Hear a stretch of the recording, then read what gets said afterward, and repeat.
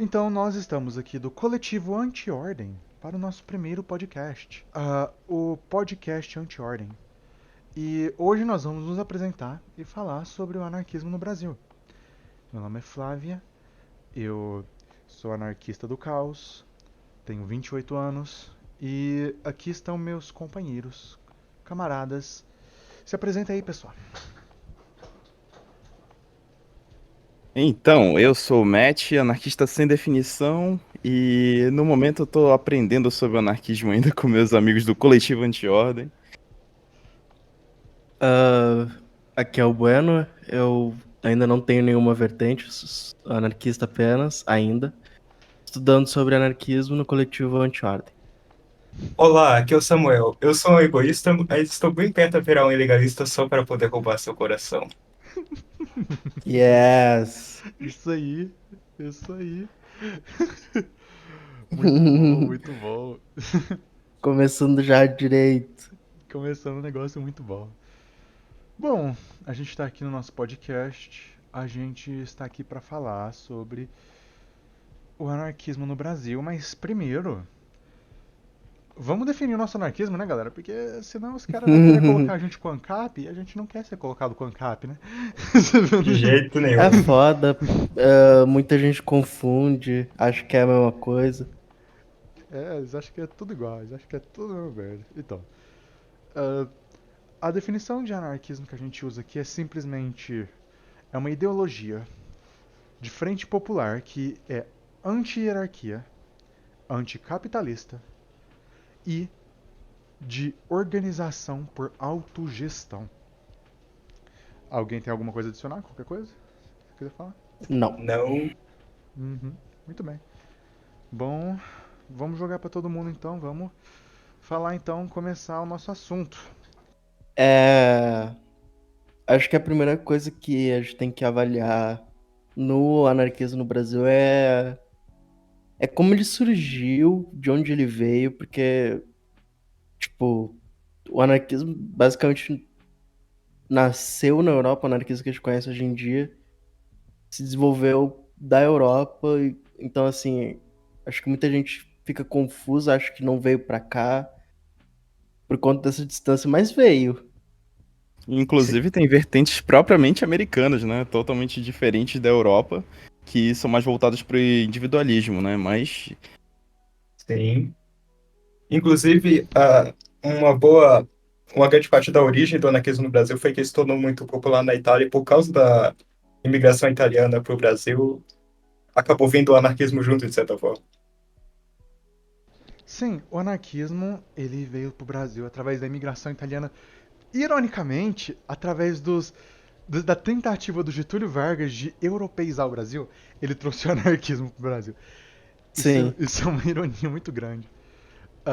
Ele trouxe mais forças através das tentativas do Getúlio Vargas e de, francamente, todos os presidentes brasileiros desde a República. É, Sim, sabe? então foi de certa forma uma entrada contínua de imigrantes e de anarquistas por consequência. Sim, Uhum. sim. Por exemplo, um dos primeiros anarquistas que eu consigo pensar, ele chegou no Brasil em 1850, por aí, 1880, por aí. E ele, o Bueno pode falar melhor dele, que é o Edgar Loren Roth. Loren Roth.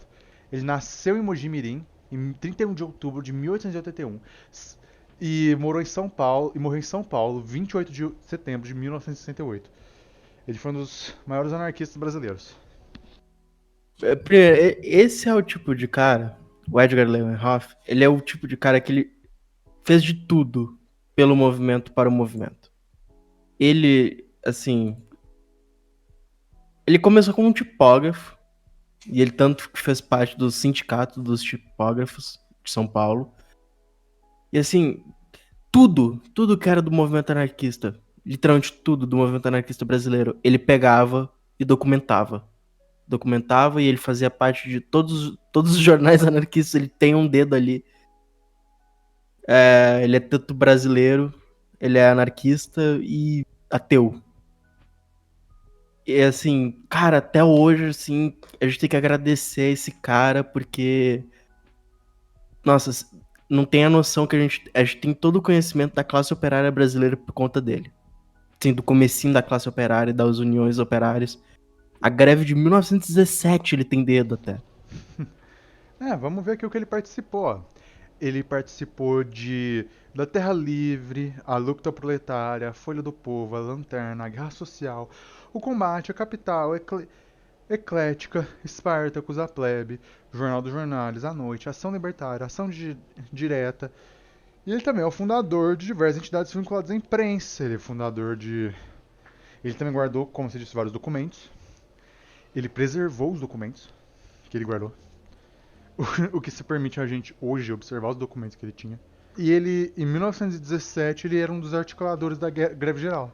Ele foi condenado como um dos articuladores da greve geral. Uhum. Cara, aliás, assim, é uma coisa interessante de se falar que quando teve. Eu vou dar um puta pulo agora por conta da. Mas a formação do PCB, o Astrogildo Pereira, que é um dos fundadores do PCB, ex-anarquista também, né? Ele mandou uma carta pro Edgar, falando pra ele entrar como um dos fundadores do PCB. E, mano, o Edgar falou: não, isso daí não vai dar certo, vai ser autoridade pura, é uma ditadura, ainda é Estado, vai dar tudo errado. Não deu outra, né? Mas. Tava ouvindo cochicho do fantasma do Baconino no ouvido dele, tá ligado? Não, com certeza. Cara, ele. Se fosse pra definir anarquismo brasileiro, eu com certeza colocaria ele como parte dessa definição. Sim. E a gente aqui quer falar sobre a estruturação do movimento anarquista brasileiro. Vamos tocar um pouco nesse assunto? Uhum. Da estruturação do movimento anarquista brasileiro, que ele é um pouco diferente de outros movimentos anarquistas. O movimento anarquista brasileiro ele sempre foi muito focado na classe operária. Só que a classe operária brasileira ela é bem diferente, por exemplo, da classe operária americana, porque o Brasil ele não é industrializado. Então, a classe operária brasileira ela era urbana e a industrialização brasileira ela era muito mais manufatura. Se a gente for historicamente falando, o Brasil ele sempre foi muito agrário, ou seja, o Brasil ele demorou muito para se industrializar, demorou muito para se urbanizar. E o Brasil ele sempre foi muito agrário. Então a maior parte da população pobre vivia no campo. Os movimentos de massa do Brasil sempre se focaram no campo. Como o movimento anarquista brasileiro ele veio da Europa, ele era um movimento urbanista. E apesar de terem sim muitos anarquistas extremamente, sabe, queriam a força do movimento anarquista no Brasil esteve sempre nas cidades, no Rio de Janeiro, São Paulo, em Curitiba até. São as grandes cidades que seguravam as forças do anarquismo brasileiro. Que é o de contrário, por exemplo, do que aconteceu na Rússia, onde o anarquismo, a força do anarquismo, estava no agrário, estava no campo, com o camponês. Não quer dizer que não tem anarquismo no campo, tá?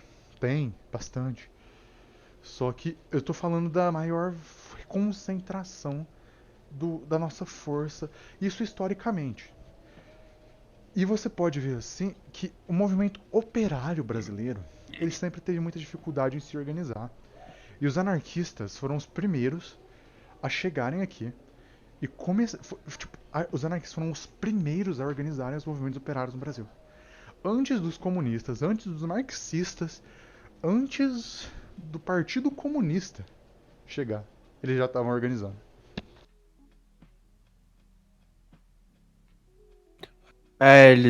Eles eram a ponta da lança pro movimento operário aqui no Brasil. E, cara, não tem como dizer que.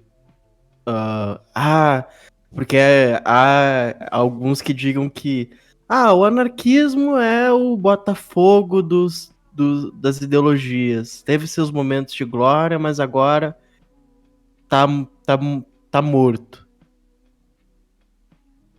Cara, vamos ser sinceros, além de ser muita filha da putagem categorizar o anarquismo assim, não querendo falar mal de qualquer botafoguense aí, mas, cara, é foda você categorizar um movimento assim, sendo que o movimento te deu a base pra aquilo. Uhum. O movimento Isso anarquista. não só no Brasil, né? Sim. Em vários países, quem organizou em primeira vez o movimento operário foi o próprio anarquismo, né? Sim, sim. É complicado você falar que sempre é, mas em vários países sim. O que acontece, por exemplo, nos Estados Unidos, inclusive, a primeira Red Scare que teve nos Estados Unidos, o primeiro terror vermelho, o medo vermelho. Terror vermelho não, o primeiro medo vermelho, porque terror vermelho em português é outra coisa, mas o primeiro medo vermelho, o espanto vermelho que teve nos Estados Unidos não foi contra comunistas, foi contra anarquistas. Nos Estados Unidos, um anarquista matou um presidente. E isso causou um espanto vermelho de uma perseguição total ao movimento anarquista. Logo, a gente vê que não só no Brasil isso acontece, mas em vários movimentos da América, inclusive dos Estados Unidos. Os primeiros movimentos a se organizarem eram os anarquistas. E assim, voltando pro Brasil, não querendo ficar muito tempo nos Estados Unidos, aqui no Brasil, a nossa estruturação foi primariamente anarquista nas cidades e no campo. E a gente chegou, e a gente chega então aos primeiros, o movimento operário e os primeiros jornais. Os jornais anarquistas se espalharam muito rápido por todo o país. E a gente tem que pensar o seguinte: o pessoal fala de Getúlio Vargas, mas Getúlio Vargas não foi o primeiro ditador do Brasil. A gente tem que pensar que o Brasil ele não saiu de uma ditadura desde a proclamação da República. Ah, mas era República, ele não votava. Só dono de terra votava. Só dono de terra votava. Era uma oligarquia. Você tem que pensar que o Brasil era governado por uma junta militar pela Primeira República. E depois o Brasil foi governado pela junta civil do café com leite. Então, tipo, você tem que pensar que o anarquismo chegou no Brasil através das diversas migrações propostas por essas pessoas e que essas pessoas eram ditatoriais. Você tem que pensar da oligarquia brasileira. Você tem que pensar que o Getúlio Vargas não foi o primeiro ditador que apareceu. O Getúlio Vargas ele só apareceu com fascismo brasileiro lá na frente. Mas vamos lá. Os primeiros jornais eles começaram a se espalhar muito. A gente já citou vários jornais que, inclusive, os jornais que o Edgar fez parte. que o Edgar fez parte, que foi quase todos. E você tem vários jornais, por exemplo, A Guerra Social é um periódico anarquista fundado em 1909 e foi fundado em São Paulo. Você tem, por exemplo, A Plebe, que é um dos mais famosos, sabe? É um periódico anarquista que ele foi publicado pelo Fábio Lopes dos Santos, Luz. E a história é que, tipo, ele é um dos maiores periódicos anarquistas. E ele Inclusive, já... eu gostaria de fazer um Hã? comentário rapidinho. Ah. O pessoal de todas as outras tendências vão nos perdoar, mas vocês nunca vão ter uma ideia de uma criatividade tão boa quanto a gente pra nome. Porque é a plebe, o inimigo do rei, entendeu? Sim, O inimigo do fiquem rei. ligados. Fiquem E ligados. nunca vão ter um Barão de Tararé também. Barão de Tararé. E assim, em 1900... Tipo, a gente tá falando de antes de 1917. A plebe já começava a falar de sexualidade e liberdade sexual feminina. E a gente tá falando de antes da primeira onda do movimento feminista do século XX. A gente tá falando, tipo, que vai começar com as guerras. Os caras já estavam falando disso, sabe? Os caras já estavam falando. Eles já falavam da luta feminista. Em 1935, antes da Segunda Guerra, eles já falavam sobre a luta feminista, sobre os apelos da mulher, sobre a presença da figura feminina nos movimentos. Eles já falavam de como as mulheres deviam colaborar entre si como solidariedade feminina. E se alguém quiser, assim, se alguém tiver mais algum jornal que, sabe, você quiser falar sobre, Acho que se a gente for pegar a lista de jornais brasileiros anarquistas, vai ser metade do podcast. real, aqui teve bastante jornais. E assim, o movimento anarquista também é conhecido nessa época porque, tipo, você tinha várias frentes. Você tinha um movimento feminista, você tinha um movimento indigenista até, você tinha vários já movimentos antirracistas. Então, e isso leva a gente diretamente a 1917. Eu sei que o que estourou a greve foi a morte de um sapateiro pela polícia. Tipo, a polícia matou um sapateiro sem justa causa. E aí a greve começou como só uma espécie de, tipo, descontentamento social por vários outros motivos. E aí os anarquistas entraram no meio junto pra trazer ideologia pra greve. E aí a greve ficou mais forte. Sim, e foi crescendo a tal ponto que, basicamente, os anarquistas quase que fizeram uma comuna de São Paulo e precisou de uma intervenção federal em um ponto. Uhum. Ah, sim. Bom, sim, sim. A greve foi uma das maiores greves da história do Brasil. Ela foi uma junção de vários setores do comércio, de industrialistas e de manufatura. A gente tem que lembrar aqui que, como ela aconteceu em São Paulo, ela aconteceu no centro, que era a única parte que tinha indústria no Brasil. Ela não Sim. aconteceu no meio do meio da roça, no meio do campo, porque era o lugar onde a massa trabalhadora de indústria estava ali. E a greve, com a morte do sapateiro, foi uma parte de politização dos trabalhadores, tá? E eles vieram com os italianos e espanhóis desde aquele tempo, que a gente está falando desde agora. E foi um dos auges do movimento grevista no Brasil, que aconteceu de 1917 a 1920, tá? Que é o período grevista do Brasil. Ele é um movimento liderado principalmente pelos imigrantes e pelos anarquistas. Em 9 de julho, a polícia lançou a cavalaria contra os operários que protestavam contra a fábrica Mariângela, no Brás, resultou na morte de um jovem anarquista espanhol, José Martínez. E seu funeral atraiu uma multidão que atravessou a cidade, acompanhando o corpo até o cemitério de Araçá, onde foi sepultado. Indignados e já preparados para a greve, os operários da indústria têxtil, com sede em Moca, entraram em greve e logo foram seguidos por outros 70. Foram seguidos por outras fábricas, bairros. 3 dias depois, mais de 70 mil trabalhadores já aderiram à greve. Essa foi a morte do que aconteceu, que a gente está falando. 70 mil pessoas se juntaram em 1917 para uma das maiores greves da história do Brasil. Tipo. E assim, 70 mil pessoas, gente. É muita gente. É muita gente. Ainda mais em 17.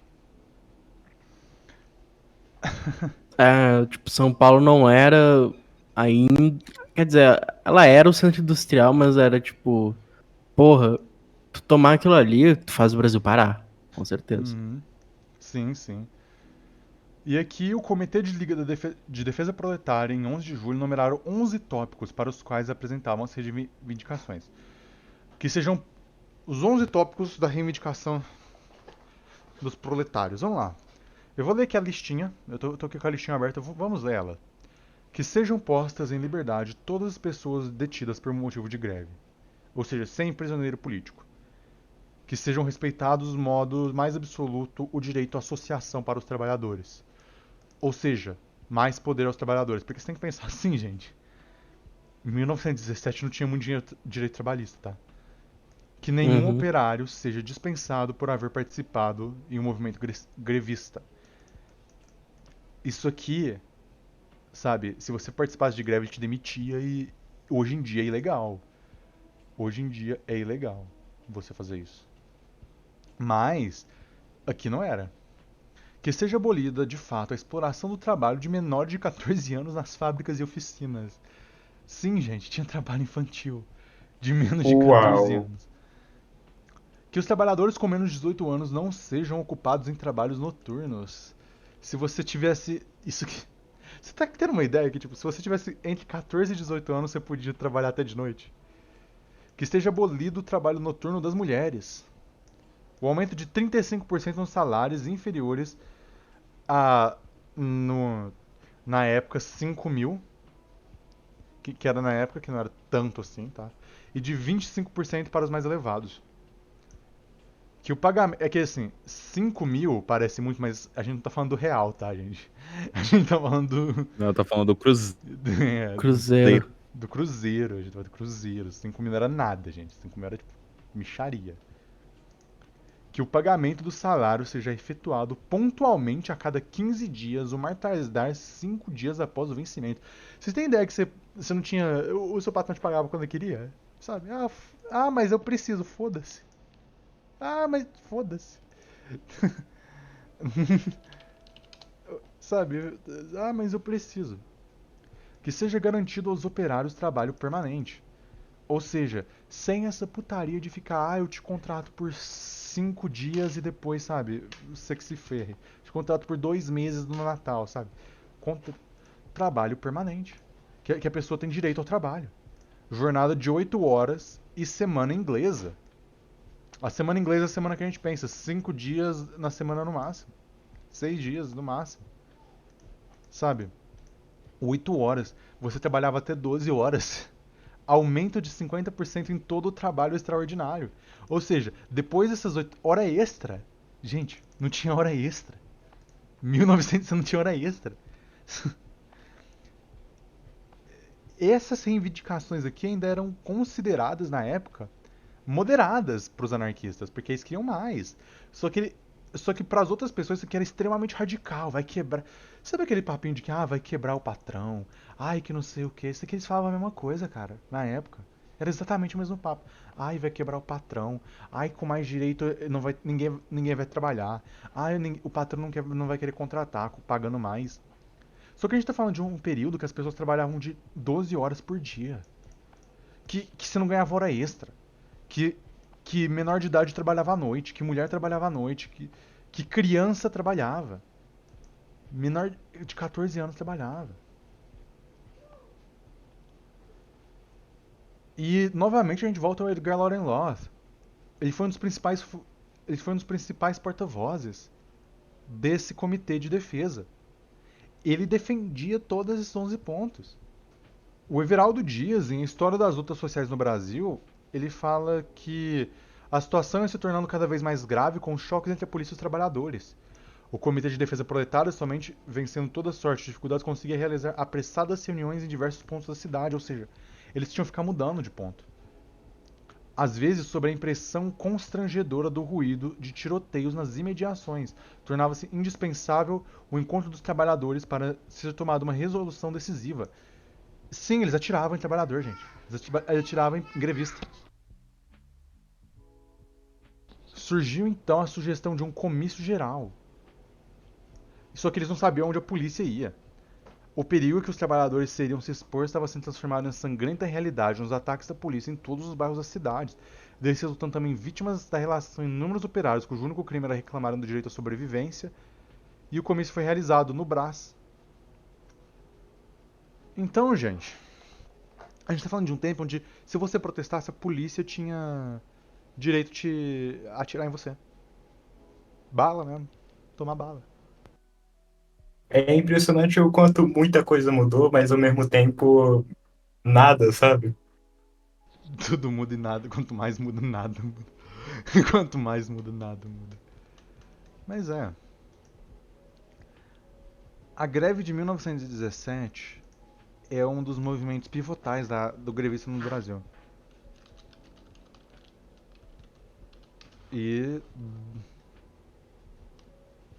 Curiosamente, acontecendo no mesmo ano da maior revolução do século XIX, tá ligado? Sim. Século XX, perdão. É, do século XX, sim.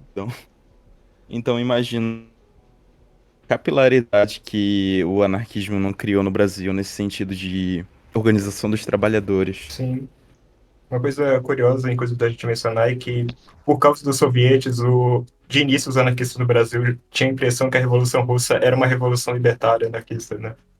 Sim, eles soltaram muito rojão quando aconteceu a Revolução de 17, tá ligado? Sim, sim. Deve ter sido um momento bom para comemorar. Sim, só que aí aconteceu o fatídico.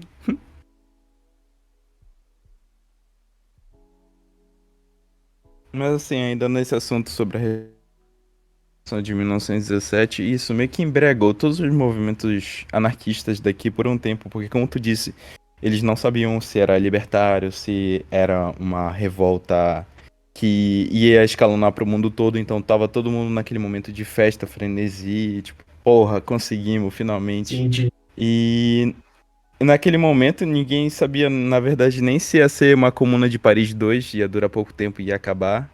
Mas assim, pelo êxito dos sovietes, o mundo todo dos trabalhadores da luta de classes decidiu meio que dar a cara bolchevique para os seus movimentos. E foi o que aconteceu com a criação do PCB aqui no Brasil. Uhum. O PCB é um caso interessante porque o PCB ele surge como um partido da Internacional Comunista. Como um partido da Internacional Comunista, o PCB ele surge em 1922. Ele surge em 1922 como um partido organizacional. E tinham anarquistas na sua fundação, tá, gente? O partido não foi fundado só por comunistas. Ah, o Manuel Kendon, alfaiate espanhol, ele tinha ideologia anarquista. Ele fazia parte do PCB. Só que o PCB era uma criação praticamente dos sovietes no mundo. Era uma expansão dos sovietes para o mundo, da ideologia marxista-leninista. Eles usavam a mesma foice e o martelo dos sovietes. Tá? Se você pegar a foice. Um detalhe que é bem curioso você saber: cada movimento comunista tem uma foice e um martelo diferente. Eles são levemente diferentes, é sempre uma foice e um martelo, mas eles são levemente diferentes. Ou tem uma característica mais assim, ou eles são bem diferentes, como por exemplo o facão e a enxada, mas sempre é para representar os povos operários ou camponeses daquele país. A questão é, a foice e o martelo soviético, ela é extremamente específica e ela é bem reconhecível. E a do PCB é a mesma foice e martelo que os soviéticos usavam. Então, por isso que eles tinham tido uma organização simbólica também na movimentação internacional deles. Não era só física. Então, tinha toda uma movimentação simbólica. Eles tinham até a organização interna do Partido Comunista Brasileiro era baseada nos sovietes, tá, gente? Só que, como dá pra ver aqui, o Manuel Quedon, ele era anarquista. E você tinha vários ex-anarquistas também. Por exemplo, o Domingos Brás. E o PCB, curiosamente, ele tem dedo anarquista ali também. É interessante isso, Uhum. né? Inclusive, é muito engraçado o caso da primeira internacional, terceira, na verdade, que mandaram um francês pra lá pra ser a voz do PCB. E ele falou, tipo, no PCB temos anarquistas, aí, tipo, o pessoal dos bolcheviques tudo olhando eles assim. Sei, fica aí pode ficar na cadeira lá do fundo, tá ligado? Uhum. mandaram um Senta lá, Cláudia. É. Se Fica não me ali no canto, pode, engano, pode olhar, pode olhar. esse tratamento aconteceu também com o Partido Comunista Chinês, se eu não me engano. Sim. O Partido Comunista Chinês também tinha muito anarquista. E eles também foram maltratados. Mas Pra quem não sabe, a gente tá falando, primeiro internacional. O que são as internacionais? As internacionais foram movimentos dos partidos comunistas, dos movimentos comunistas, que chamaram internacionalmente ah, pessoas de vários países para organizar a Revolução Comunista. Para organizar os preceitos do comunismo, como é que ele ia chegar, tudo isso. A primeira internacional. A primeira internacional é a mais interessante na questão de junção de movimentos, porque ela foi formada primeiramente pelos comunistas e anarquistas, anarco-individualistas, mutualistas e todo mundo que estava na Comuna de Paris, que se fudeu lá pra defender a porra da cidade. Verdade, tipo. Nesse Essa. sentido. Continua. Não, pode falar. Uhum. Nesse sentido, a gente pode ver como os movimentos caminhavam lado a lado ainda, né? Antes de ter as cisões propriamente ditas. Já tinha, claro, aquela cisão básica de Bakunin e Marx Proudhon, mas naquele momento era só divergência teórica, ainda não começou a questão de anarquista não se junta com comunista e comunista não se junta com anarquista. Essas cisões que ocorreram, elas, sendo sincero, elas começaram por conta de simplesmente os comunistas queriam hegemonia do movimento.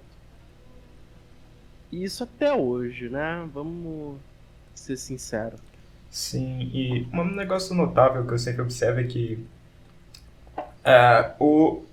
os comunistas, principalmente o pessoal que evoluiu da linha marxista-leninista, eles de certa forma, eles, como você disse, querem ser hegemônicos, mas quando você para pra pensar, eles não pegam pesado com as outras correntes de esquerda, nem. Assim, não tem nem comparação do quanto eles combatem o anarquismo em relação às outras linhas de esquerda, sabe? Sim. Acaba todo o materialismo histórico e dialético quando o cara encontra um anarquista, tá ligado? Sim. Com possível menção a trotskista, que eu acho que eles ainda odeiam trotskista mais. É mesmo. No caso, o PCB foi o. Perdão, desculpa, perdi a linha.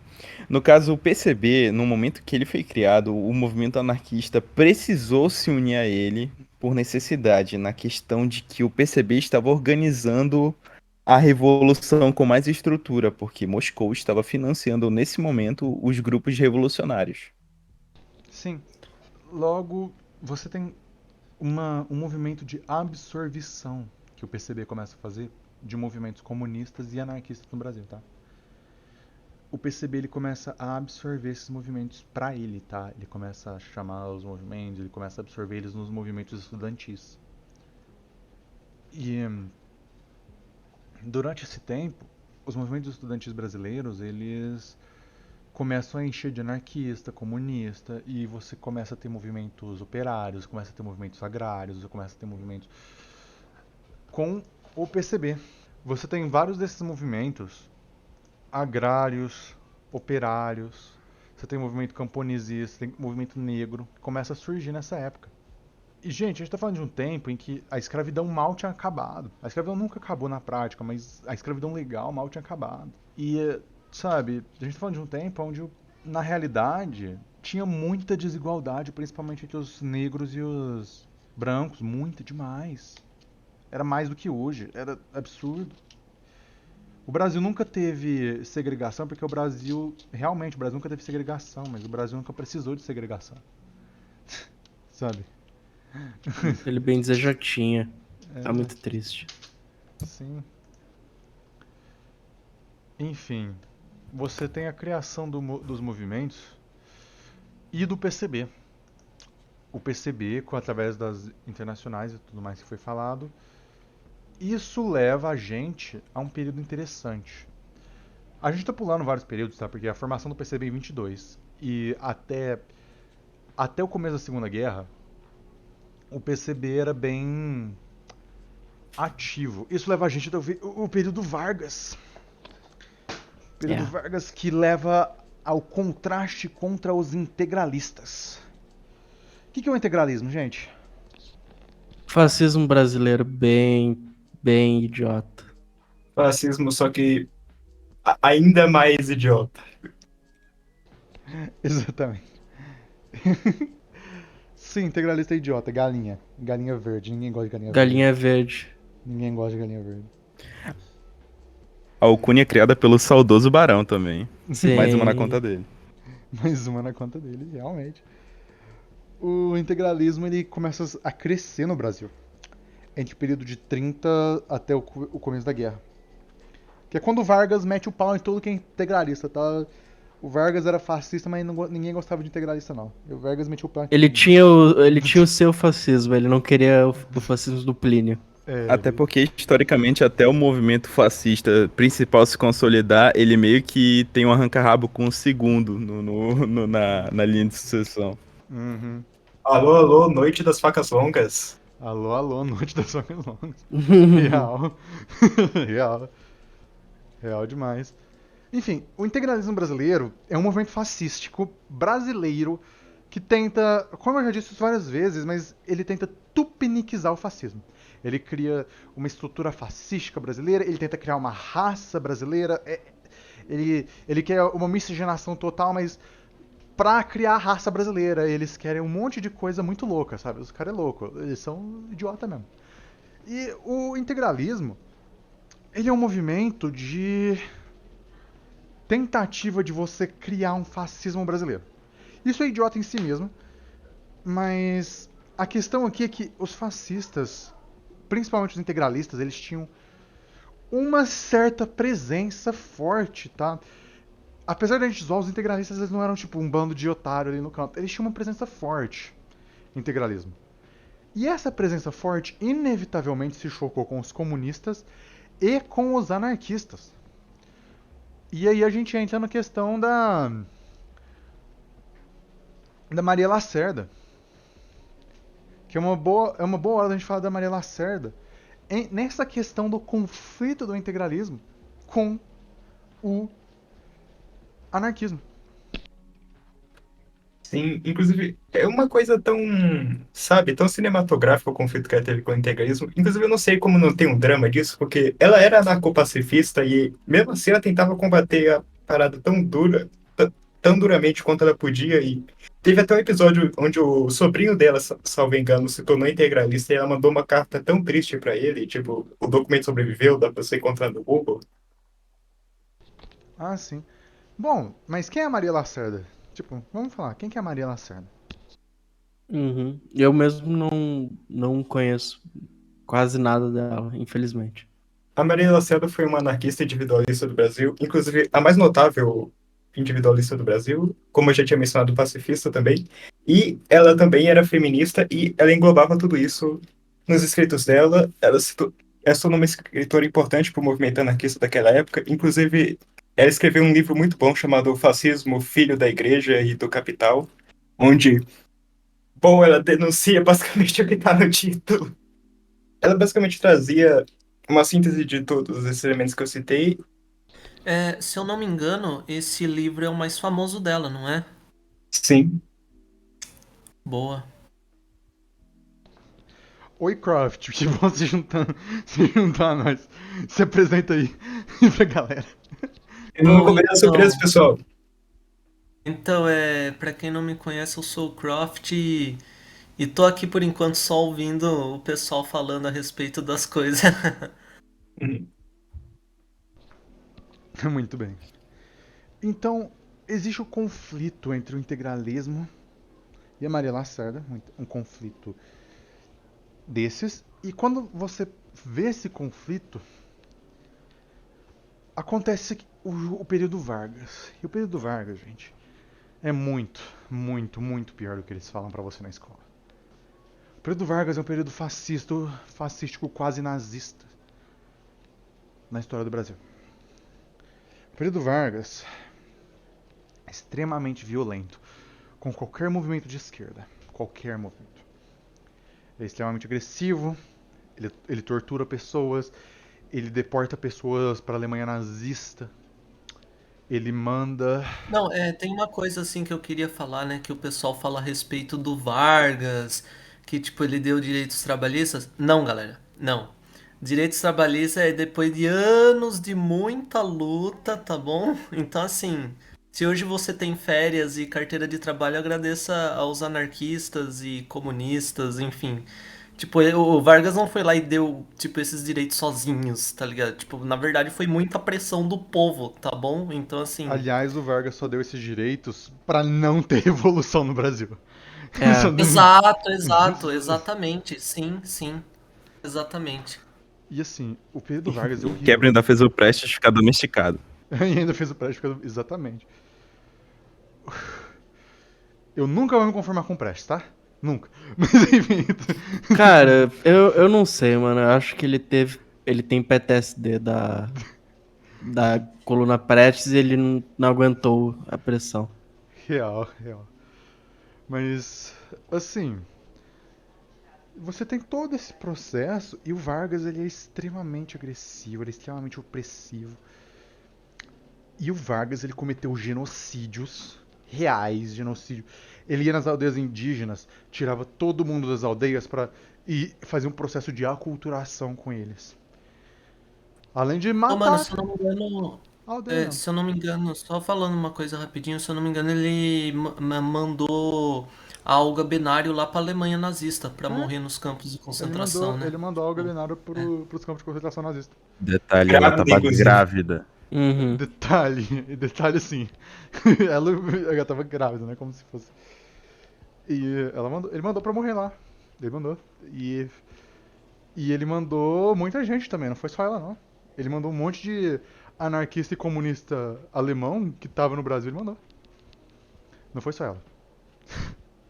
Pra você ver o nível de filha da putice dele. Não era só. Não, Nossa. não foi só ela. Foi vários. Vários anarquistas e comunistas alemão que tinham fugido da Alemanha pro Brasil, ele mandou de volta. Teve também crises na alfândega por conta do, dos judeus que fugiam. Você só podia entrar no Brasil se você fosse um proprietário de terras rico, se você tivesse uma profissão envolvida em indústria, se você fosse um industrial. Então, tipo, o judeu era só permitido quando você era rico. Basicamente isso. Sim. E com tudo isso, gente, infelizmente o movimento anarquista foi extremamente suprimido durante o Vargas. A gente teve pouca ação muito efetiva. A gente tinha muita ação, mas as ações durante o governo Vargas eram muito suprimidas. O Vargas era extremamente. O poder do Vargas que ele tinha sobre o governo, sobre as instituições brasileiras, era quase absoluto. Ele. E ele, em cima de tudo isso, era um cara. Ele não era carismático com o povo, mas ele sabia fazer política. E ele sabia fazer política e ele sabia apelar pro populismo. E ele era extremamente populista. E o povo gostava do Vargas. O povo É, gostava. como diz um amigo meu, ele fala que o Vargas ele era um camaleão político, assim, Sim, saca? o Vargas era um camaleão político. Porque, Ele, é, ele ia fazer o que ele precisasse fazer para se manter no poder.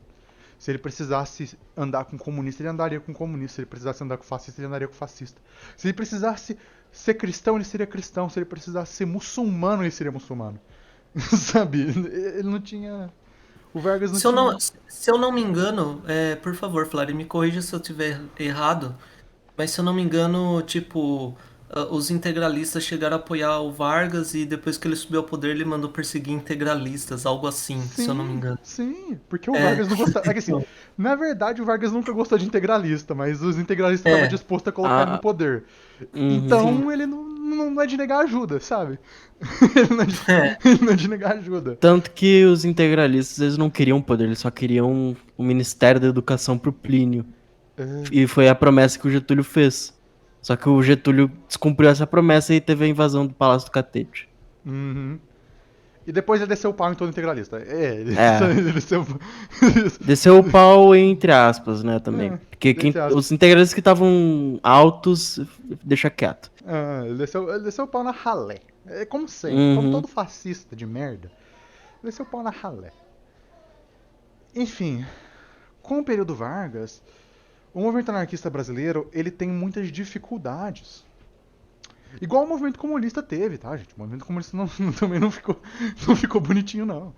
O movimento anarquista no Brasil ele teve muitas dificuldades durante o período Vargas. Muitas dificuldades. De organização, O, de... o que pegou pesado nesse sentido foi a desarticulação dos sindicatos, né? Que Sim, foram passadas para mão do Estado e criou a burocracia em cima. sim, desarticulação dos sindicatos, proibição de greve, tá? Ou seja, ele teve um monte de coisa. E aí foi mais difícil. Ainda teve bastante movimento, só que a gente chega em 1964. Vargas cai em 1946, eu acho. 5 ou 6. E aí tem acho que 50, aliás. 45 é o Não, final foi. é o final da ditadura, Vargas. Depois ele virou presidente, Vargas. O Vargas é assassinado. Tem toda a comoção popular. O Vargas é enterrado como herói, o filho da puta. O Vargas é enterrado como herói. E a gente entra num período de democracia brasileira. Eu vou chamar de democracia como uma forma de para você ouvinte ter uma noção do que a gente tá falando. A gente anarquista não considera aquele período democrático, tá? Sabe? A gente não considera democracia burguesa democrática, tá? A gente não considera.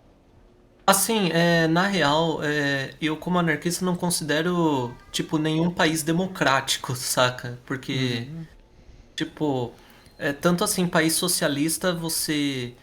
Beleza, você não tem burguesia, ou a burguesia não é tão forte, mas, tipo, você tem o poder do Estado. E tem os países capitalistas que tem, tipo, a burguesia. Então, tipo, né? Complicado, né, mano? Não, complica. E assim, mas a gente não considera esse período democrático. Porque você tem que lembrar que nesse período, apesar de movimentos para a democratização, só gente letrada podia votar. E tipo, e quem que era letrado nessa época no Brasil? Rico. Rico. Sabe, o Vargas, ele tinha cortado essa coisa de quem podia votar era só dono de terra. O Vargas, ele já tinha cortado isso. Inclusive, foi as reformas, entre aspas, democráticas que o Vargas fez depois da Revolução de São Paulo, tá? Revolução Constitucionalista, em forma, entre aspas, democrática. Foram muitas coisas, tipo, de aumento do poder de voto da população. Mas você ainda precisava ser letrado. A gente tá falando de um período onde a classe política era hegemônica. Ela era tipo. Quem que era classe política? Branco, rico. Não tinha negro. Negro na política era tipo. Se hoje é uma raridade, naquela época era um mito. Você não tinha representatividade, você não tinha os povos representados ali. E você não tinha quase nada. Participação das mulheres também É, não existia. O sufrágio universal era literalmente assim, você mulher, se você é solteira, você pode votar. Mas se você é casada, você tem que pedir permissão para o seu marido. Se você ainda mora na casa dos seus pais, você tem que pedir permissão para o seu pai para votar. é. Então a gente tá falando de um período da redemocratização depois da ditadura Vargas. Que o Vargas ele foi eleito, tá? Ele acabou com a ditadura, ele foi eleito de novo. Isso, o Vargas era um grandiosíssimo filho da puta. Eu me indigno com a filha da putagem do Vargas. E com esse período Vargas, com o período Vargas acabando, teve a redemocratização, a primeira redemocratização do Brasil. Que não durou muito, gente. Porque teve uma coisa chamada 1964 e o golpe. De 1964. Durante esse período, até 1964, os movimentos anarquistas começaram a se reerguer, eles tentaram, tipo, agora sem a opressão, tipo, direta do governo, sem todo o aparato estatal, eles começaram a se reerguer. Eles começaram a se reconstruir, eles começaram a formar mais sindicatos. Só que o que acabou, e eu falo, gente, acabou com o movimento anarquista no Brasil, praticamente, ao ponto de ter só 2 lugares no Brasil que tem movimento forte hoje em dia, foi a ditadura militar. A ditadura militar não perdoava. A ditadura militar matava. A ditadura militar torturava. A ditadura militar invadia campos de... Lembra que a gente falou lá atrás que os campos era tudo como se diz, agora tinha os movimentos estudantil que era tudo cheio de comunista e anarquista, a ditadura militar chegava nesses movimentos com infiltrado e chegava batendo em todo mundo, matando. Eles não matavam... E assim, a ditadura militar brasileira, ela era contida. O que eu quero dizer com contida? Ela não matava na luz do dia. O policial não chegava e te matava na frente de todo mundo, não. O policial te arrastava pra um beco e te matava no beco. Pro jornal não ver. Sabe? A ditadura militar no Brasil, ela era extremamente calculista.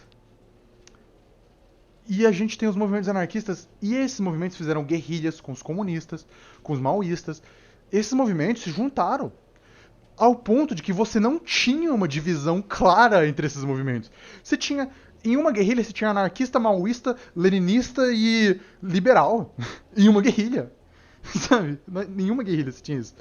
Então, esses movimentos, eles se juntaram por necessidade de luta. Você não tinha mais, tipo, o nosso movimento é anarquista, o nosso é maoísta. Não, você não tinha isso. Você se juntava com quem dava, cara. Se seu amigo era maoísta, maoísta é contra a ditadura. Você se junta com maoísta. Se seu amigo é leninista, leninista é contra a ditadura, você se juntava com leninista. Não tinha... Não tinha... Sabe? Não tinha como você ter essa coisa de tipo, não, a gente vai se juntar com as nossas ideologias. Não, isso não existia. Era se juntar com quem dava pra fazer o que dava na hora que dava. E a gente tem que aprender com o período da ditadura militar. A gente tem que aprender com o período da ditadura militar. No período da ditadura militar, os movimentos anarquistas foram extremamente reprimidos. Eles concentraram, aliás, os seus esforços em manter iniciativas no campo sindical, tá? Isso é o que aconteceu. Só que com a quebra dos sindicatos e os anarquistas, eles começaram a fazer uma coisa que é queima de arquivo. Em 1964, os anarquistas, os comunistas começaram a pegar livro de, sei lá, membro, começou a queimar livro de anarquista. Porque em 1964 aconteceu uma coisa assim. Era o anticomunismo ferrenho. Eles pegaram toda uma lista de livros banidos. Desses livros banidos, livro anarquista vai junto com comunista, tá, gente? Os caras não tá nem aí. É a mesma coisa pra eles. É a mesma coisa pra eles. Então os anarquistas tiveram que queimar os próprios livros. Sim, inclusive eu gostaria de fazer um comentário rápido sobre a censura de livros da ditadura. Manda. Vocês sabiam que os censores da ditadura, tipo, era uma burrice tão grande, era de uma idiotice, de uma tirania ao mesmo tempo, de uma imoralidade, como diria o Brizola, tão grande que, tipo, a Ayn Rand, a autora do Objetivismo, ela tinha um livro chamado A Nova Esquerda, A Revolução Anti-Industrial, que era basicamente um livro falando mal de Amprim. E como tinha a Nova Esquerda no título, a ditadura considerava a Ayn Rand uma escritora de esquerda e, tipo, censuraram esse e outros livros dela. Sim. Eles não Caraca. leram o Não, livro. eu tenho uma anedota que eu tenho certeza que é real. Basicamente, tinha um professor e ele recebeu uma ligação de manhã do amigo dele falando, cara, o DOPS, que era a polícia secreta, tá na sua cola. Se livra do que você puder. E o que ele começou a fazer? Não dava tempo dele queimar os livros. Ele tinha uma biblioteca em casa. O que ele começou a fazer? Ele começou a arrancar as capas dos livros e jogar no fogo. Ele arrancava as capas, em vez do livro inteiro. Porque o livro inteiro não ia dar tempo. Só que não deu tempo dele arrancar todas. Então aí, os policiais do DOPS chegaram e começaram. Isso aqui vai. E ele falou assim que parecia completamente aleatório. Isso aqui vai, isso aqui não vai, isso aqui vai. Sabe? E aí eles pegavam o livro sem capa, tá, fica aí, sabe? E aí, diz que eles pegavam o livro tipo Branca de Neve e jogava como livro proibido. Tipo, Branca de Neve. sabe? Meu Deus do céu. E aí, Porque o Zanão era operário, mineiro, né? e o mais engraçado é que eles pegaram o Capital. E diz que. E a pessoa que conta, ele fala assim que ele congelou.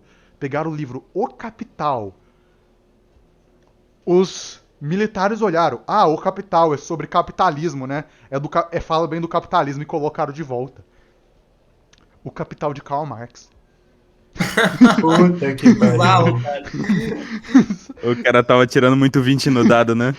Não, a censura no Brasil era algo estúpido. O DOPS em si, como instrumento de opressão, ele era eficiente e bem sangrento. Mas a censura do DOPS. Eu não sei se alguém aqui já teve algum parente da época, tudo, mas o meu pai, por exemplo, ele foi ver Laranja Mecânica no cinema, quando lançou. Tem uma parte onde a mulher, né, parece uma coisa.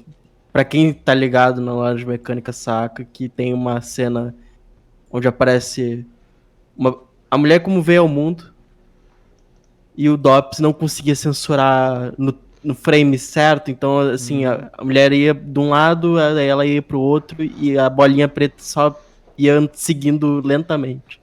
Uhum. Cara, o Dops é idiota. Então, tem várias anedotas dessa, cara. Do Dops chegando e pegando coisa idiota. E tipo, de limpando coisa idiota e deixando coisa que era realmente subversiva. Enfim, o movimento anarquista ele foi extremamente reprimido, mas ele não morreu, tá? Ele não desapareceu totalmente. Ele foi extremamente reprimido em sua forma militante. O que sobreviveu no anarquismo, gente? A forma de política. A galera viu que eles não conseguiriam derrubar a ditadura militar. Infelizmente eles viram, cara. Apesar de vários guerrilheiros, muita gente viu que eles não iam conseguir derrubar. Não sozinho. Não no AI-5. Quando saiu o AI-5, eles não iam conseguir derrubar. Então, eles começaram a fazer um processo durante todos os anos do AI-5, no Rio de Janeiro, que na época era um dos maiores movimentos anarquistas. Eles começaram a fazer um processo de politização. Eles te chamavam pra casa deles, eles te chamavam pra casa de todo mundo. E você falava com o pessoal. É isso. E você falava com o pessoal, e você preservava documentos anarquistas. Eles guardavam e preservavam documentos. Guardavam e preservavam literatura. Guardavam e preservavam cartas. Eles começaram esse processo de politização pra reconstruir o movimento. Então, tipo, muita coisa que a gente tem hoje é por causa desses processos de politização. Tipo, porque o AI-5 foi extremamente brutal, sabe? Eles queimavam documentos, não tava nem aí. Em 71, você tem que lembrar que foi todos esses negócios que eu tô falando de 71, né? Foi depois do AI-5, que eles foi quando o DOPS emitiu o mandato de busca e apreensão para todo documento subversivo, todos. E aqui, segundo os dados, em 15 de fevereiro de 71, 1.450 livros da diretora Proá foram queimados. E eles também caçavam anarquistas. E eles começaram a fazer isso, cara. Começaram a tentar atacar militante gaúcho, militante do Rio de Janeiro, militante uruguai. Cara, anarquista fugiu pro Uruguai, velho. Muita anarquista fugiu pro Uruguai. Sabe? Muito anarquista fugiu pro Uruguai. Nessa época. Era muito perigoso ter barba nessa época, que qualquer pessoa com barba era guerrilheiro, tá ligado? Era guerrilheira. E é isso aí, velho. E depois de 77, teve a retomada da imprensa anarquista. Esse período, isso que eu falei tudo agora, gente, é do AI-5. No AI-5, os anarquistas focaram em proteger a literatura anarquista.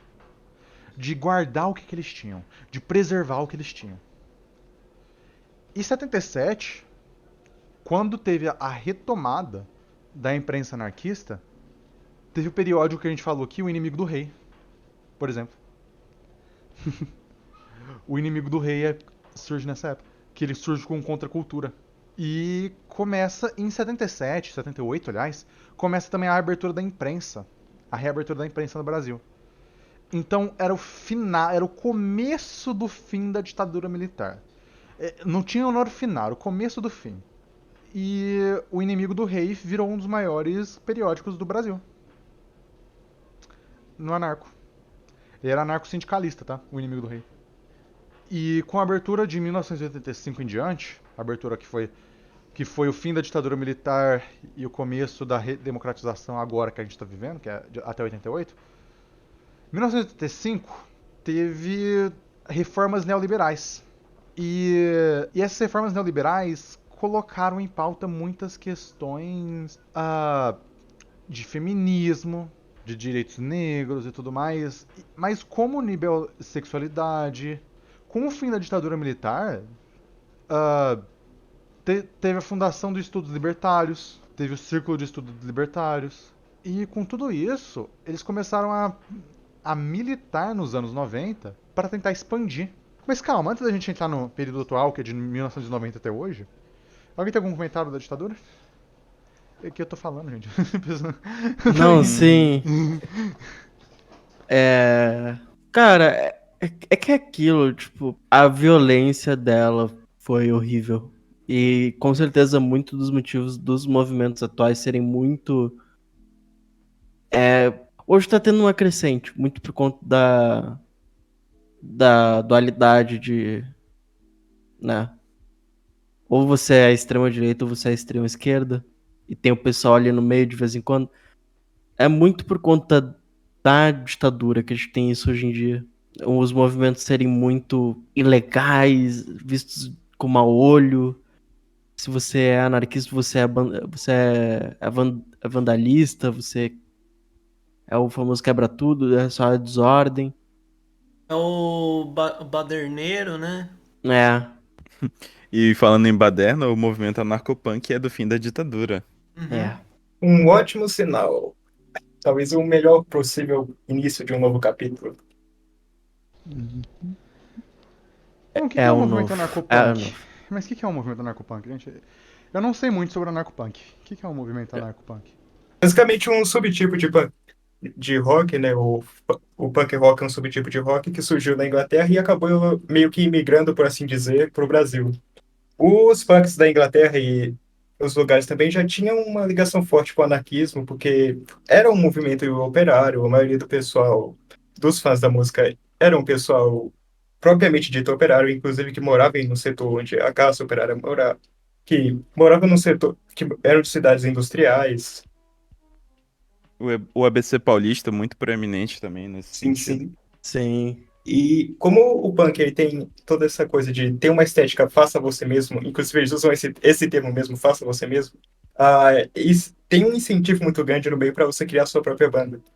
E justamente por causa disso, talvez até combando, por assim dizer, com o lance do movimento ter sido reprimido durante a ditadura, quando o punk chegou no Brasil, já chegou com letras muito politizadas, com bandas muito politizadas. Eu, para citar algumas, gostaria de citar o Garotos Podres e o Replicantes, que é do Sul. Eu queria falar que, falando um pouco de banda, tem uma banda, acho que. Eu não sei se ela se considera anarco-punks. É Bulimia, que é uma banda punk só feita por garotas. Assim, eu achei bem legal. Sim, sim. E para citar uma última, tem o Cólera também, que tem umas letras mais legais, mais libertárias propriamente ditas e mais politizadas. Inclusive, eu recomendo o Adolescente do Cólera, que vocês escutem, todo mundo escute depois. Cara, eu acho que se for pegar bandas e músicos, acho que isso já dá um próprio episódio. Sim, Mas esses movimentos na atualidade, né, e na época também, eles são muito, mas muito importantes pro movimento em si. Porque é como muita gente do movimento vai se representar. sim, eles, querendo ou não, por muitas décadas foram a própria cara do movimento e foi o grosso do pessoal fazendo propaganda até pela própria música deles, sabe? Sim. Fora que, vamos ser sinceros, né? Contracultura é o melhor tipo de cultura. Sim. E outra coisa interessante, os punks meio que iniciaram o antifascismo propriamente dito no Brasil, porque eles foram os primeiros a, depois da ditadura, começar a realmente brigar, inclusive de soco com os neonazis, com os Os white careca da powers. ABC, sim. Sim, As tretas dos garotos podres quando fazia o show, quando eles iam pra cima dos careca do ABC, tá ligado? É memorável. Só briga assim, coisa de filme, tá ligado? sim. Mas assim, esses movimentos, anarcopunk, o próprio movimento anarquista, eles eram, tipo, em todo o Brasil, em todas, ou era focado mais em algumas áreas? Porque a gente discutiu muito sobre São Paulo e tudo, mas, tipo, esses movimentos, além, tipo, do sul, sudeste, eles estariam em outros lugares, hoje em dia e tudo mais? Hoje em dia, sim. A cena antifascista do metal e do punk é forte até hoje aqui na região norte.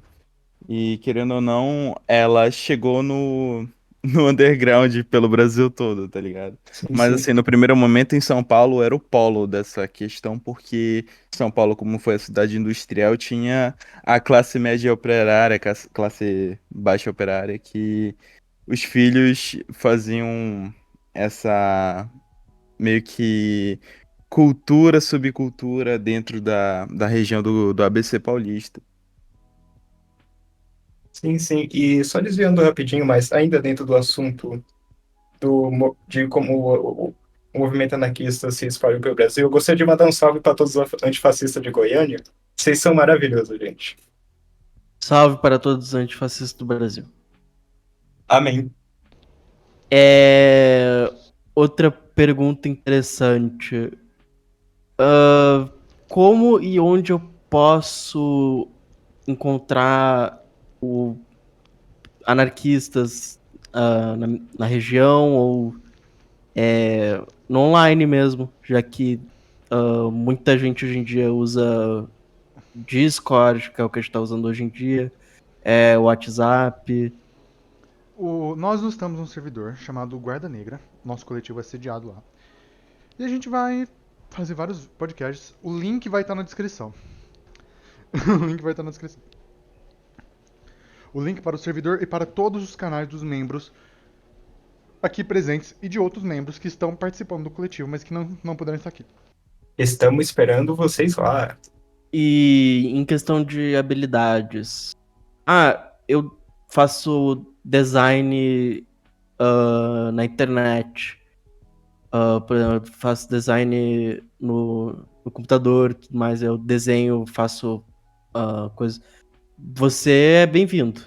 Temos espaço para qualquer tipo de arte, desde literatura, música. A gente vai estar aqui à disposição para apoiar o movimento anarquista em todas as áreas. Mas agora eu tenho uma pergunta. O que que faz o movimento anarquista crescer tão aos poucos hoje em dia, no caso, desde que momento vocês viraram anarquista? Porque eu tenho certeza que é recente. O movimento anarquista ele não cresce aos poucos. Ele cresce rápido. Mas ele é um movimento pequeno. Esse é o problema. Ele é um movimento que cresce rápido, mas como ele é um movimento muito nicho, é difícil para as pessoas terem contato. Muitas pessoas nem sabem o que é anarquismo. Para muitas pessoas, anarquismo é tipo, você vai lá fazer bagunça.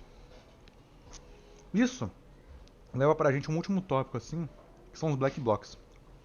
Alguém que teve nos protestos de 2013? Não, eu não tinha. Eu tinha 13 anos. Eu tinha e estava lá. Eu tava lá também. Eu fui em todos os protestos que eu pude. Eu gritei, eu levantei a bandeira do Brasil. Na época eu não era anarquista. Pediu o fim da corrupção, né? Não era nem o fim da corrupção. A gente pediu justiça. O movimento ele não começou como o fim da corrupção. Eu vou falar uma coisa aqui que vai parecer meio. Que vai ser polêmica pra galera dos comentários. Vocês brigando nos comentários. Qualquer movimento anticorrupção é um movimento que é suspeito. Anarquismo não é anticorrupção. Ah, mas como assim vocês não são anticorrupção?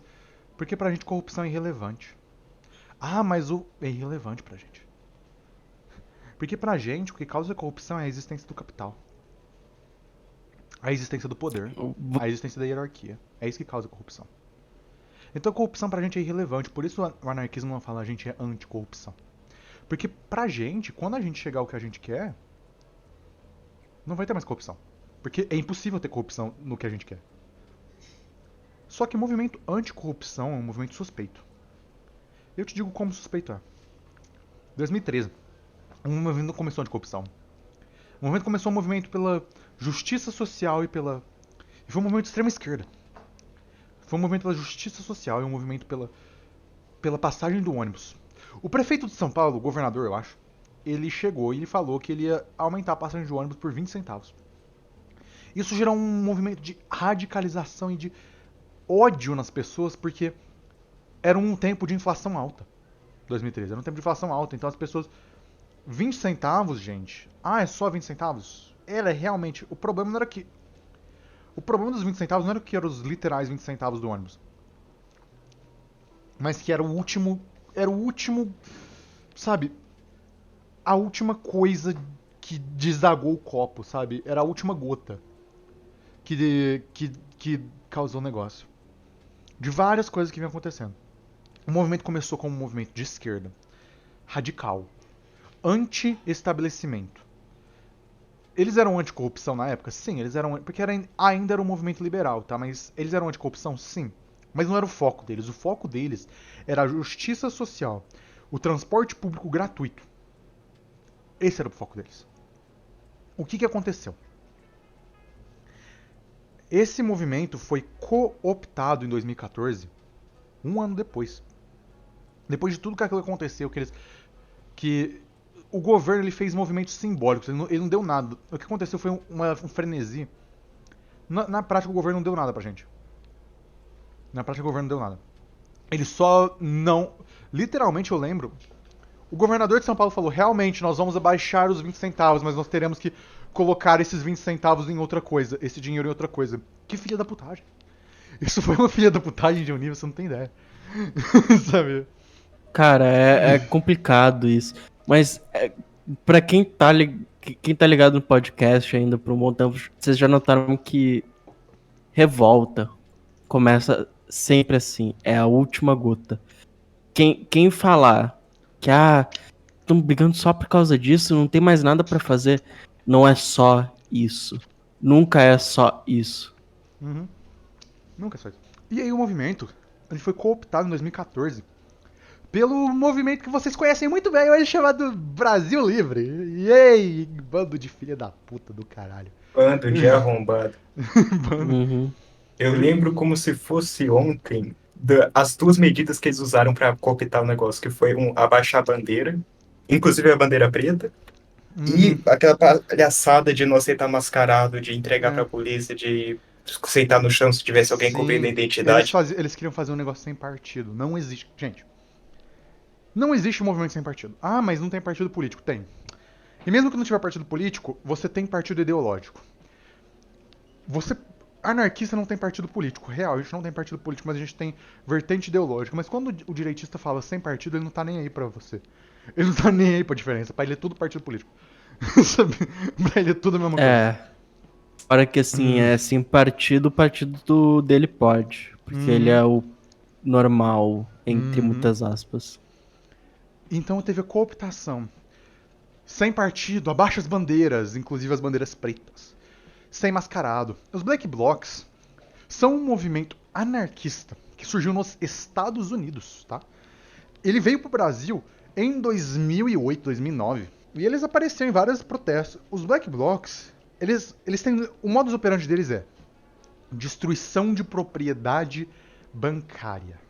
É o primeiro. Ah, mas sem vandalismo. Tá, eu não tô aqui pra discutir a validez disso. Eu tô falando que qual que é o modus operandi deles. Eles não vão destruir sua casa. Eles não vão destruir seu carro. Eles não vão. O Black Bloc é um movimento anarquista. E o modus operandi dele é destruição da propriedade estatal e bancária. Não é você pegar um carro e botar fogo aleatoriamente. Não é isso. Não era isso. Não é isso. O modus operandi dele é causar destruição no banco. Porque o Black Bloc, ele acredita que o governo só escuta quando o banco começa a sofrer. Eu não estou entrando no mérito disso ser válido ou não. O que eu estou falando é como eles operam. Só que a mídia vendeu eles como baderneiros que saíam queimando o carro das pessoas e as casas. Black Bloc não é isso, gente. Você pode discordar do Black Bloc, você pode fazer o que você quiser, mas você não pode criar uma mentira, que foi isso que criou em 2013. Em 2013 teve uma propaganda gigantesca anti-Black Bloc, que os Black Bloc estão infiltrando, que os Black Bloc estão destruindo o nosso movimento. Partindo do próprio PCB, PSTU, tipo, falando, os Black Blocs são, na verdade, policiais infiltrados. ANCOPS. Ancops. Cara, eu acho que é real. Assim, eu vou ser sincero, vai ser uma momento de opinião. Mas, cara, realmente, o governo só vai fazer alguma coisa quando tá fudendo dinheiro. E não é nem dinheiro do povo, é dinheiro deles. Tanto que, vamos ser sinceros, os Estados Unidos, ele teve vocês devem lembrar de quando teve aquela crise nos bancos, que todo mundo achou que ia falir, que ia ser a nova depressão. Foram só 2 bancos de startup, fugidos de startupeiro, que sempre ficam dando muito dinheiro, mas nunca. Cara, dinheiro em si é um mal. Vamos ser bem honestos. Então, Sim. tipo, foi literalmente o único momento em que o governo realmente quis botar dinheiro em alguma coisa na economia. De resto, foda-se. Vamos fazer um sistema médico único. Não, isso gasta muito dinheiro. Vamos melhorar o sistema carcerário pra fazer coisa boa. Reeducar os presos e tudo mais. Não, isso custa muito dinheiro e preso não é gente, preso é escravo. Banco tá falindo. 3 milhões tá bom? 3 bilhões? Vocês entendem o padrão sobre isso? De como o governo caga muito pra população, mas quando é banco, não, o banco não pode falir. Banco não pode falir. De fato, é uma coisa muito triste, muito cruel. Mas enfim, desculpa interromper, continua o papo do Black Bloc. Não, isso aconteceu. E os Black Bloc, cara, eles foram chutados pra fora em 2013. E o movimento que tomou o protesto no Brasil foi o Movimento Brasil Livre. No final de 2013 até 2014, eles tomaram. E que depois eles viraram um MBL. Mas naquela época eles chamavam de Libera Brasil. Eles tinham vários nomes, na real. Sim, Eles e tinham vários nomes. um comentário que eu queria falar, eu não sei se vocês lembram do Não Vai Ter Copa. Do Não Vai Ter Copa. Sim, o engraçado é que, tipo, não tinha um Não Vai Ter Copa. A verdade é que tinha 2 movimentos muito diferentes. Tinha o pessoal Black Bloc que tava participando e tinha já a parada cooptada do MBL. Vamos falar todas as letras. E, véi, era uma diferença tão gritante. E quando você vê, a crítica do Black Bloc à Copa era basicamente o custo humano, era quem tava morrendo, era que a famosa frase do Ronaldo que não se faz Copa do Mundo com hospital, e essas paradas tudo. E, cara, a ala direita, por assim dizer, do Não Vai Ter Copa, o argumento deles, entre aspas, era basicamente ser misógino com a Dilma. E, gente, o Não Vai Ter Copa foi um problema da esquerda também, tá? Porque todo mundo queria a porra da Copa, na real. Não vai ter Copa. Ia ter Copa, sabe? Ia ter Copa, Ia ter querendo ou Copa. não. Tipo, não adianta. A gente focou em uma coisa. O que aconteceu no Não Vai Ter Copa foi que a gente focou no que a direita tava focando em vez no que a gente queria focar. Isso é um problema nos movimentos de esquerda também que acontece às vezes, tá? A esquerda segue a trend, e a trend às vezes, quem coloca a trend é um movimento de direita. E quando a gente segue a trend da direita, a gente vai falar, não vai ter Copa, não vai ter Copa. Cara, foda-se a Copa. A Copa não era importante. A Copa, o que era importante na Copa era tratamento dos trabalhadores, era ultra exploração, mas isso não é só o problema da Copa, isso é o problema do resto. Então a gente não devia ter focado na Copa. A gente devia ter focado no resto. No brasileiro, sabe? Enfim, isso aconteceu de vez em quando. E o movimento anarquista brasileiro, e é assim que ele foi cooptado pelo movimento ANCAP. É sério. Foi em 2013 que o movimento anarquista foi cooptado pelo movimento ANCAP. E o movimento ANCAP, ele dominou o discurso político anarquista de 2013 a 2018, cara. Não existia anarquismo sem ser ANCAP. Não existia. Era tudo ANCAP. Você tinha ANCAP, você tinha, sabe? E você tinha direitista e você tinha esquerda e você tinha comunista. Você não tinha meio termo. Você não tinha anarquista, era ANCAP. E foi assim que eles dominaram o movimento. E a gente chega no dia de hoje. Em 2023, os movimentos anarquistas reais estão se ressurgindo. E cada um aqui é de um movimento diferente, de uma região diferente, e os movimentos estão crescendo de novo. E eu vou falar aqui, eu não acho que a gente tem que se deixar cooptar de novo, jamais. Não nos deixaremos cooptar de novo. Cara, esse bagulho também de ANCAP, a galera, até mesmo da esquerda, associa anarquista com ANCAP. Tanto que eles usam isso pra poder falar mal de anarquista, tá? Eu queria comentar uma coisa a respeito disso, que é o seguinte, até, por exemplo, entre marxistas, leninistas, até outras vertentes assim de esquerda e tudo. Sempre que eu falo que eu sou anarquista, o pessoal acha que eu sou ANCAP, cara. Entendeu? Tipo, pelo amor de Deus, gente, entenda uma coisa: anarquista não é ANCAP, tá bom? Então, assim, tira da cabeça de vocês isso, tá? A palavra libertário não foram os ANCAPs que cunharam esse termo, foram os anarquistas, tá bom? ANCAP não é anarquista. Pronto. É isso. Quase toda frase ANCAP foi cooptada do movimento anarquista. Não, sim, é. Ah, eu sou libertário. Não, você não é libertário, cara. Você é só um liberal que, tipo, é anti-Estado. O que é impossível, porque não tem como existir capitalismo sem Estado, né, cara? Tipo, não tem como.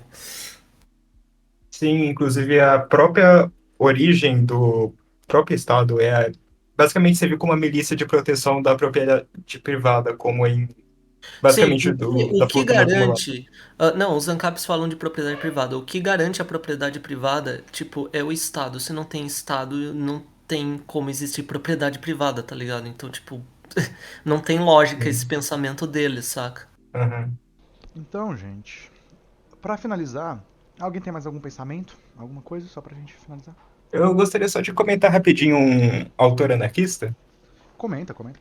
Vamos todo mundo. o Mário Ferreira de Santos. Ele era um filósofo anarquista, um analista, inclusive, que ele tinha uma filosofia muito interessante. Ele chamava a vertente dele, por assim dizer, de filosofia concreta, e a ideia dele basicamente era aplicar princípios matemáticos no mundo, uma parada assim. É bem interessante. Assim, é um negócio meio nerd, se você não gosta profundamente de filosofia, talvez você não vá se interessar. Mas um fato curioso que eu vou compartilhar aqui só para encerrar é que o Olavo de Carvalho considerava o Mário Ferreira o maior filósofo do Brasil, um anarquista.